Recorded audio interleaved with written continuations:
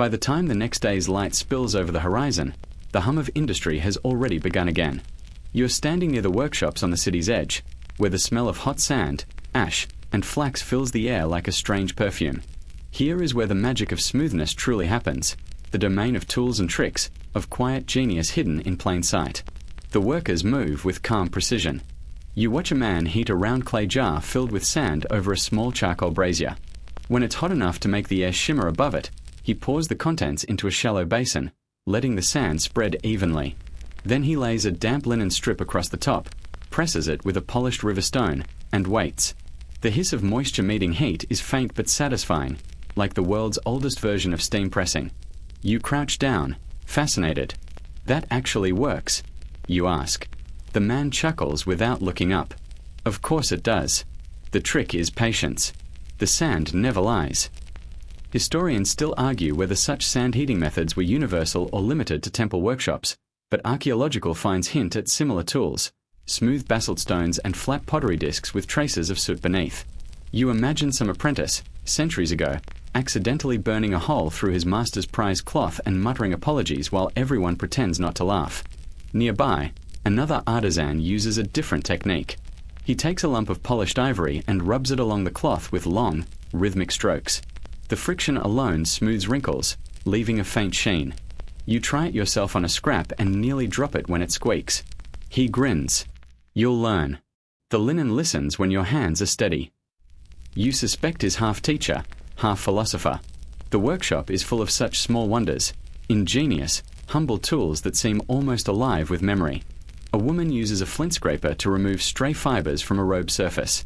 Another woman sprinkles water from her fingertips, whispering a short prayer before smoothing the cloth again. For patience, she explains. Sometimes it helps. You can relate.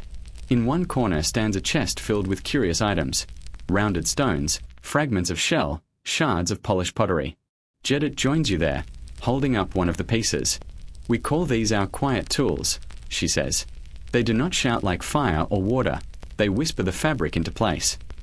She demonstrates by dragging the smooth shard over a crease until it disappears. You nod in appreciation. So it's like the world's first iron. She laughs softly. If you wish. Though I think your word sounds too heavy for something so delicate. You try to picture the lineage of this act, how thousands of years later, people will still be smoothing cloth with heat and pressure, though with electricity instead of sand. The gesture itself, though, hasn't changed. The same motion, the same goal: to make chaos neat again. A young apprentice approaches carrying what looks like a lump of baked clay shaped roughly like a loaf of bread. This, he says proudly, is my invention. You raise an eyebrow. And what does it do? He places it near the brazier until it warms, then presses it gently over a piece of linen, rocking it back and forth. When he lifts it, the surface is perfectly smooth. Better than sand, he declares. No mess. Jedit watches, unimpressed, until it cracks. It won't crack, he insists.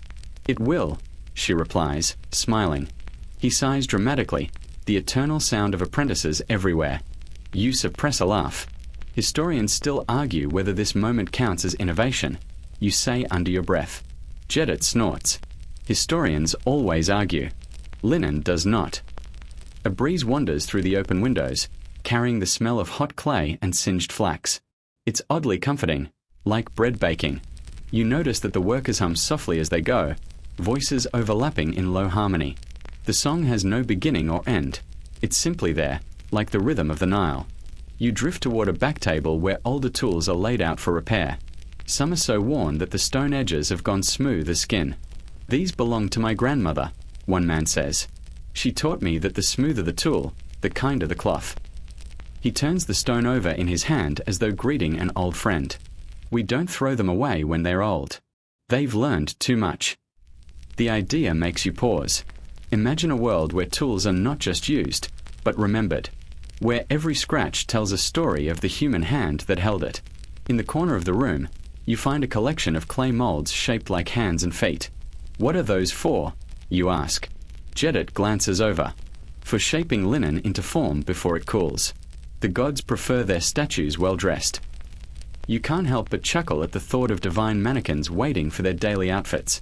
As midday light slants through the window, you notice that even the smallest detail, the way workers set their tools down, the way they fold finished pieces, follows an unspoken choreography. There's no overseer shouting orders. Each movement just fits into the next, like an old song everyone already knows.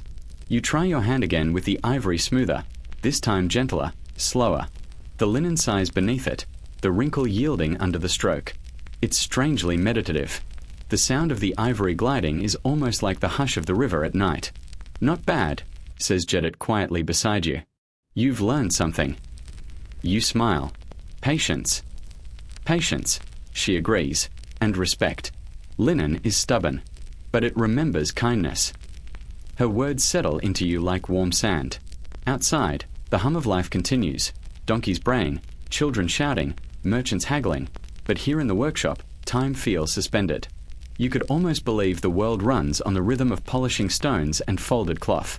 Someone offers you a cup of barley drink, cool and faintly sweet.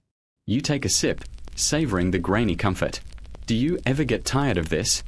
You ask the apprentice. He shrugs. Sometimes. But when the cloth lies smooth, I feel calm. Like the gods are smiling. Or maybe just too sleepy to complain. You laugh. Either way, sounds peaceful.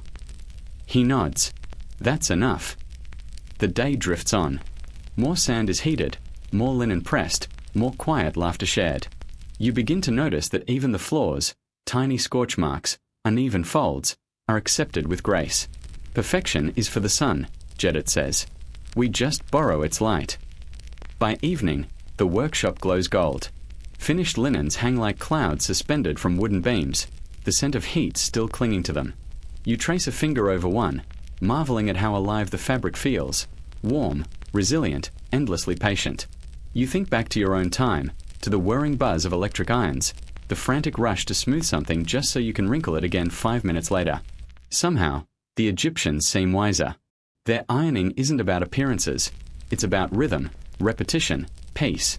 As you step outside, the last rays of sun catch the hanging linen, and for a moment, the entire street seems to shimmer.